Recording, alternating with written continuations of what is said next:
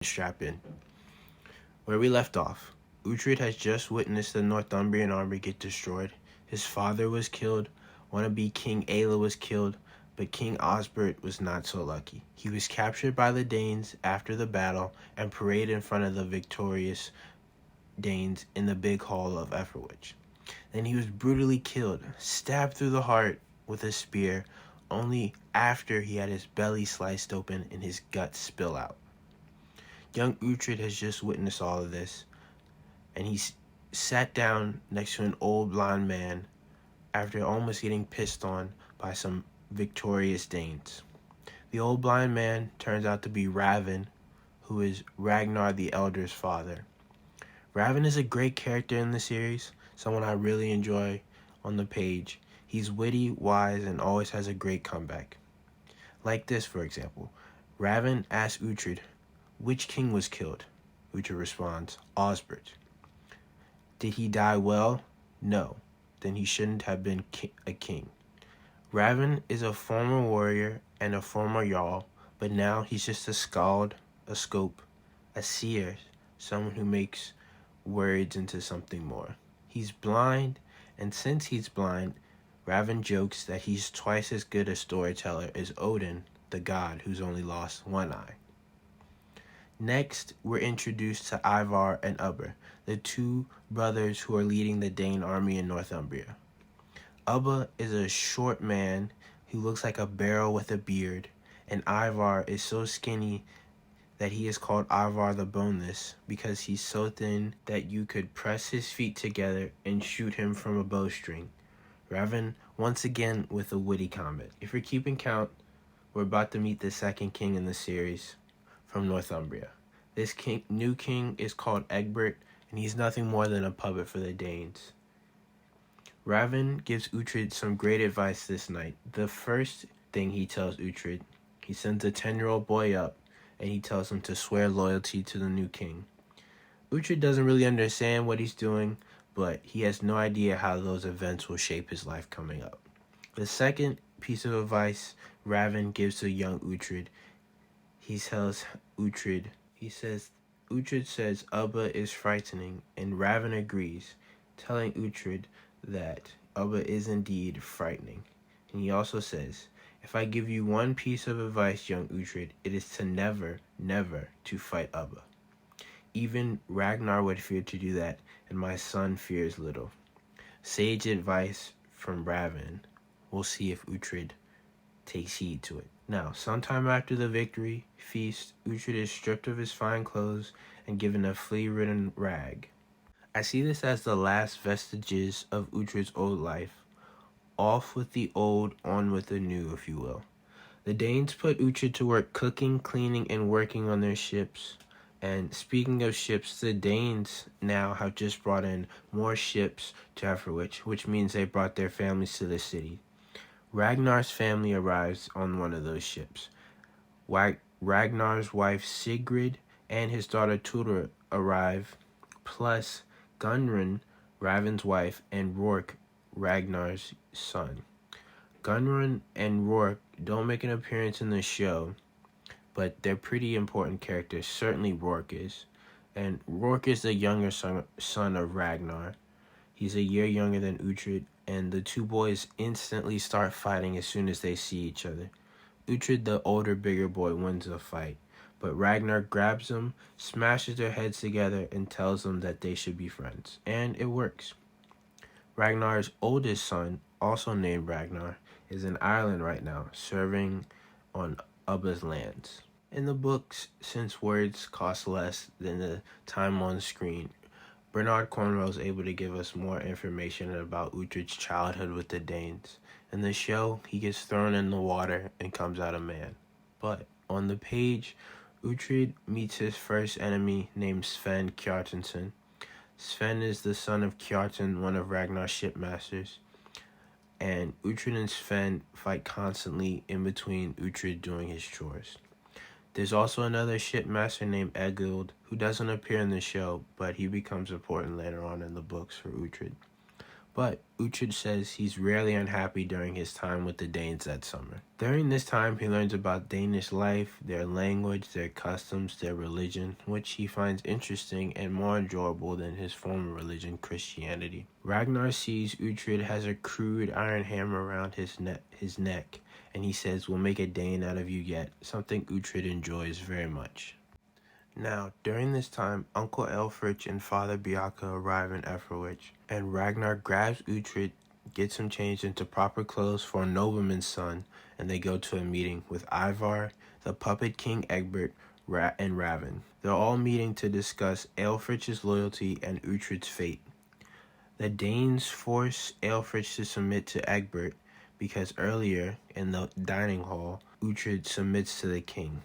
Elfrich is offended by this, but he feels that he has no choice. So he swears loyalty to the king. And the Danes offer, I'm putting offer in quotation marks because it's more of a request or a demand.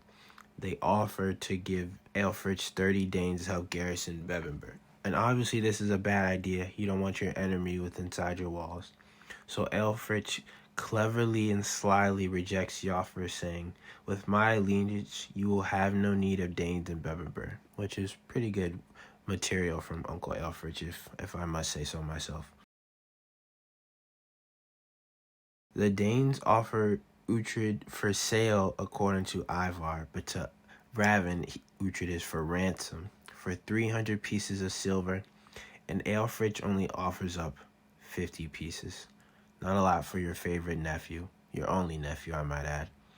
They move closer in number, but never close enough for each side. So Ragnar steps away to speak privately with Ivar. And when the two return, Ivar comes back and says, "The boy is not for sale." And Raven, ever quick-witted, just says, "Ransom." Uncle Elfrich is pissed. It's pretty important. Ragnar decides to buy Uhtred for his sword's weight in silver because they like him. While the parties are getting ready to leave, Bjarke and Uhtred have a quick chat with Ragnar standing close behind them. Bjarke tells Uhtred quietly, "Your uncle will kill you. He wants to be Elderman. That's why he's wished to ransom you, so he could kill you." This is a huge shock to us, the reader, and to Uhtred, and we're left just struck with this huge news that's just quickly dispersed to us. The meeting ends, and once again, Uhtred is a slave. Now, in the show, this meeting takes place in, like, some woods, and there are a couple of stones nearby. But in the book, it takes place in the big castle, or the big hall in Etherwich. Later on, more Danes arrive on ships, and they spend the next few months in the fall and winter subduing the land. Eventually, Uhtred, with Ragnar's family, they move to a hall in the hills west of Etherwich, which they'll call home. And Uhtred continues to learn more about the Danish traditions, about how to kill cattle, and he learns about the Danish women's work and more about the Danish gods. These hills that the boys and Uhtred are growing up. And in the hills, they like to play games in the woods, while Tura watches and spins wool. But one day, the games escalate from just playful fighting from young boys to something that could be dangerous, and it really escalates. One day, Uhtred, Rourke, and Tura are out in the woods, and they're set upon and attacked by Sven and two of his companions. But instead of carrying wooden swords or sticks, Sven has a real sword, a real metal sword that can do some damage. Sven runs off Uhtred and Rourke, but the boys slowly return because Tura stays there. And what they see when they return is that Tura is tied to a tree and stripped from the waist up. Sven decides to drop his breeches and told Tura to touch it. I don't need to explain what it is. It is his member. But Uhtred, ever brave as a boy, decides to break from cover. He picks up his sword and attacks Sven, screaming, "I'll touch it." Nice bit of writing there. And Sven takes a cut to the thigh for his troubles, but he manages to get up and escape, pulling his pants up and running away, while Uhtred is attacked and held back by Sven's two friends. And Rourke goes to untie Tura. Then things get a bit more interesting back at the house. The boys tell their story to Raven and Sigrid, while Tura cries. But when Ragnar gets back, he has to hear the story once again, and he tells Uhtred that he behaved like a Dane, something Uhtred takes great pride from. Ragnar, Uhtred, Rourke, and 6 of his men, all in mail with weapons, ride to Kjartan's house in the next valley. At the house, Kjartan and 4 of his men, all unarmed, stand outside the house, and here I'll just read from the book. It starts.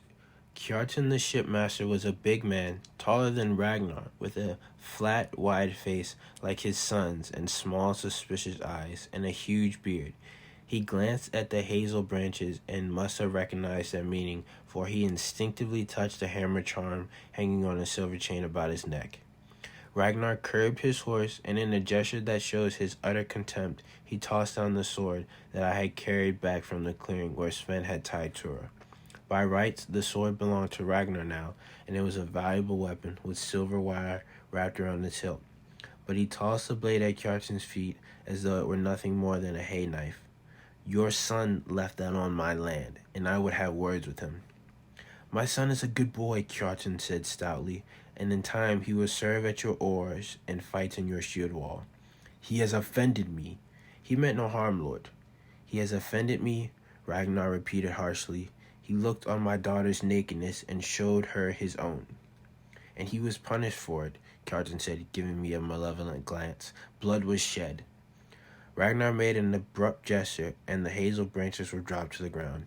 That was evidently Ragnar's answer, which made no sense to me, but Kjartan understood, as did Rourke, who leaned over and whispered to me, that means he must fight for Sven now. Fight for him? They mark a square on the ground with the branches, and they fight inside the square. Yet no one moved to arrange the hazel branches into a square. Instead, Kjartan walked back into his house and summoned Sven, who came limping from under the low lintel with his right leg bandaged. He looked sullen and terrified, and no wonder, for Ragnar and his horsemen were in their war glory, shining warriors, sword Danes. Say what you have to say, Kjartan said to his son. Sven looked up at Ragnar. I'm sorry, he mumbled. I can't hear you. I'm sorry, Lord, Sven said, shaking with fear. Sorry for what? Ragnar demanded. For what I did. And what did you do? Sven found no answer, or none that he cared to make, and instead he shuffled his feet and looked down at the ground. Clouds, shadows raced across the far moor, and 2 ravens beat up to the head of the valley. Those could be Odin's ravens, maybe. You laid your hands on my daughter, Ragnar said, and you tied her to a tree, and you stripped her naked. Half naked, Sven muttered, for his pains took a thump on the head from his father. A game, Kjartan appealed to Ragnar. Just a game, Lord. No boy plays such games with my daughter, Ragnar said. I had rarely seen him angry, but he was angry now, grim and hard, no trace of the big-hearted man who could make a hall echo with laughter. He dismounted and drew his sword, his blade called Heartbreaker, and he held the tip towards Kjartan. Well, he asked, do you dispute my right? No, Lord, Kjartan said, but he is a good boy, strong and hard, a hard worker, and he will serve you well. And he is seen things he should not see, Ragnar said, and he tossed Heartbreaker into the air so that her long blade turned in the sun, and he caught her by the hilt as she dropped. But now he was holding her backwards, as if she were a dagger rather than a sword. Uhtred, Ragnar called, making me jump. He says she was only half naked. Is that true? Yes, Lord. Then only half of punishment, Ragnar said, and he drove the sword forward, hilt first straight into Sven's face. The hilts of our swords are heavy, sometimes decorated with precious things, but however pretty they are, the hilts are still brutal lumps of metal. And Heartbreaker's hilt, banded with silver and crushed Sven's right eye, crushed it to jelly, blinding it instantly, and Ragnar spat at him, then slid his blade back into his fleece-lined scabbard. Sven was crouching, whimpering, his hands clasped over his ruined eye. It's over, Ragnar said to Kjartan. Kjartan hesitated. He was angry, shamed, and unhappy, but he could not win a trial of strength with Earl Ragnar, and so, at last, he nodded. It's over, he agreed. And you no longer serve me, Ragnar said coldly. We rode home. So that was a lot, but that's a really important part in the story, and it's something that may or may not come back up later on as Uhtred grows. Now, another winter passes with us with Uhtred. our second one together in the story. Uhtred is given his first arm ring, and Kjartan and his family leave Ragnar's land to join the garrison in Etherwich, which means Kjartan has no chance of gaining glory in battle. Instead, he just has to defend the walls of Etherwich and man the garrison. It's a sucky job to have. Ragnar and his Danes burn a grove to build new houses, and they name the place, now I'm going to butcher this in both the Old English name and the current English, Siningthwaite, which means place cleared by fire, and in English today it's called Swithin Waite, and I didn't pronounce that correctly, or maybe I did. If you're English or from England, let me know. The Danes are here to stay, as Ragnar said, and he was not wrong. Really, they were here to stay. And they're not going back to Denmark, which is a cold place with flat land and you can't go a fart. Ragnar and Uhtred spend time together, and often people thought they were father and son, which made Uhtred happy. We get a little more about Rourke and Ragnar, the two sons of Ragnar, the fictional sons, not like the historical ones that are so famous, which are the show Vikings, which is not that historically accurate, but it's still a pretty good show. Ragnar, the younger, is strong and will thrive according to his father, while Rourke, who is often sick and may need help in the future. Ragnar and Uhtred have a conversation on the way home, and during this conversation, they talk about how Denmark is hard to make a living. As I mentioned earlier, you can't grow anything there. He also talks about the other people near Denmark. I believe it's the Sfera, or the Sphere, which today are the Swedes. And Uhtred has a rather serious thought for an 11-year-old.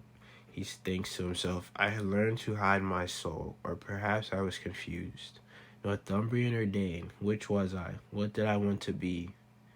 Man, if that isn't the summation of the entire book series, I don't know what else would be. Great job there by Mr. Cornwell. It's a deep thought for an 11-year-old or 10-year-old to have as well, if I may say so. Ragnar and Uhtred talk about the Danes controlling the rest of the kingdoms. Right now, they only control Northumbria, the eastern portion, but Uhtred mentions that the western portion of Northumbria is wild, and there's nothing really there important. They talk about Wessex, and Ragnar mentions Alfred. This is the first time a character mentions Alfred by name, and Uhtred says, that was the first time I ever heard of Wessex. Alfred the Great, a man who would play a major role in Uhtred's life and in the history of England, the factual history, but also the fictional history of Bernard Cornwell's series. Alfred's the king's brother, and Ragnar says he only cares about ruddy girls. The conversation continues, and a worried Uhtred asks what will happen to him, and Ragnar answers. You, he sounded surprised that I had asked. What happened to you, Uhtred, is what you make happen. You will grow, you will learn the sword, you will learn the way of the shield wall, you will learn the oar, you will learn to give honor to the gods, and then you will use what you have learned to make your life good or bad. I want Bebbanburg, I said. Then you must take it. Perhaps I will help you, but not yet. Before that, we go south, and before we go south, we must persuade Odin to look on us with favor. So Uhtred saying I want Bebbanburg is another huge portion of our story. It's the thing that drives him all his life. Now, reminder, it's still wintertime, and so the Danes have their Yule feast, just like the Christians have their Christmas time. The Yule feast is here, and with it comes the feast arrives a stranger named Wieland, who's looking to serve Ragnar. Uhtred instantly dislikes him, and he even reminds him of Uncle Aelfric. Wieland isn't a character who's in the show, but he's someone that's kind of important for the books. Sigrid also mentions that she doesn't like him, but Ragnar says that he's a stranger and he needs kindness, so he stays and moves into the next valley with all Ragnar's young men, his warriors. The Yule Feast is a huge event, and it's fun for everyone, and it's the first time Uhtred gets to see this part of the Danish tradition. And one more look at the Danish tradition comes from the sacrifices to the gods. Ragnar sacrifices his famous stallion, his favorite stallion named Flame Stepper, a big black horse. He also sacrifices a ram, a dog, a bull, a boar, and an English prisoner, each killed with a single blow. And then Ragnar shouts the name Odin because Ragnar and the Danes were going to war. This portion isn't in the show either. I think it would have been really cool to see it, but it's a great sacrifice scene. And this is something, there's one more thing that gets mentioned I think is pretty important in this chapter, and it's the mention of the Skea Dugengan and the Shadow Walkers. They're a mythological, mysterious beast that's half man, half animal. It can shapeshift. It's supposed to live in the shadows, live in the dark. And Uhtred thinks to himself, this is what I want to become. A Skea Dugengan. So that's the end of the episode, folks. Next time on the podcast, we're talking Chapter 2 of Part 2 of Book 1, The Last Kingdom. So remember, folks, keep your sword sharp, your mail clean, and your eyes open for the Danes.